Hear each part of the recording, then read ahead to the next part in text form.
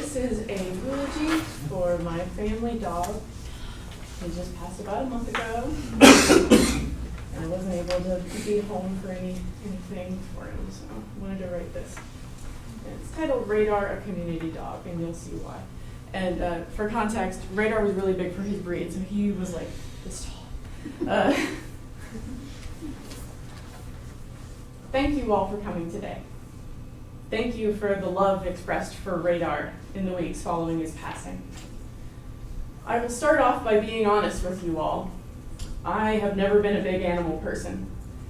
In the discussion of dog or cat person, I am decidedly neutral. The love and companionship an animal gives is equally balanced by the monetary and medical responsibility heaped upon the owner. It is a scary prospect, as the time you have with your fur buddies is short. The allergies my mother and I suffer to most types of pet danders have made having fur buddies hard. We never knew who would make us wheeze and sneeze, so we didn't risk it.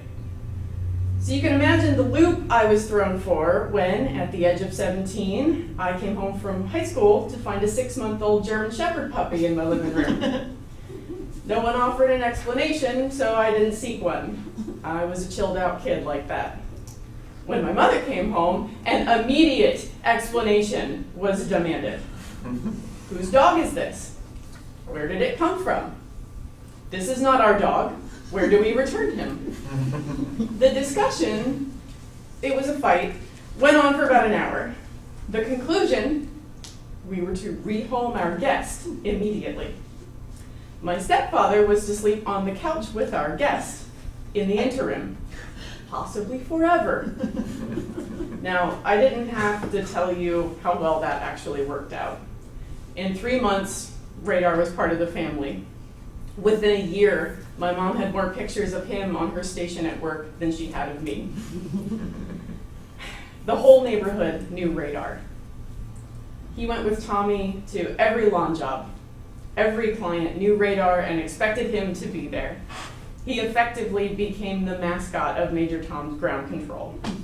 He was the belle of every camping trip, and he brought joy to everyone he encountered, even as he got bigger and more intimidating with every month. Tommy was Radar's favorite human. And in some ways, I think Radar was Tommy's favorite human. No offense, Mom. Still, when I was sick for most of 2005, Radar made a point to lay with me for a couple of hours every day. Even though his favorite was downstairs, there was someone hurting upstairs. And Radar had great empathy. He could intuit that his proximity might be of comfort to someone. And he wasn't a cuddly dog, but he sacrificed his comfort for my own, and it made all the difference in those dark, painful days. I have never encountered a dog with such expressive, love-filled eyes before Radar. I had never seen a dog feel such overwhelming shame for something as trivial as stealing saltine cracker packets and hiding the evidence in between the couch cushions before I met Radar. I had never understood how a mammal with no capacity for speech and debatable sentience could bring together people of all walks of life before Radar. The writer and wildlife photographer, Robert Karras, once said, "Dogs are not our whole life, but they make our lives whole." And I couldn't agree more. Radar made our family complete. He brought joy and frustration, quiet reflection, and games of tug-of-war, and playing with your food, and all the simple things we forget are good in life. Now, we've known Radar would have hip problems in later life since he was a pup. Hip dysplasia is super common in large pure breeds, and German Shepherds are especially prone. So as Radar's mobility changed, so did the house. Ramps were built, barriers to stairs were placed, more soft coverings were used on the floors. They ensured Radar's independence for as long as possible, because it was Radar's house too, to my parents.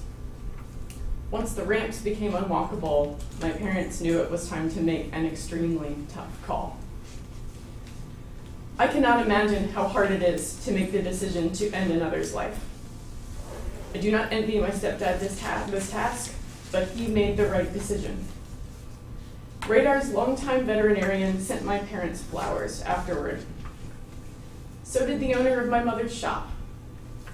Cards were sent from friends and neighbors with messages of love and condolences. I've never heard of such a reaction to a dog dying. And it just goes to show how deeply our big special boy touched our little community. Radar was named for his big ears. His official theme song was Radar Love by Golden Earring. When I get to missing Radar, which is pretty common these days, I think in the chorus of that song. It goes, "When I'm feeling lonely and I'm sure I've had enough, he sends the comfort coming in from above. Don't need no radio at all. We got a thing that's called Radar Love." I will always have the love Radar gave me, as will the people he interacted with.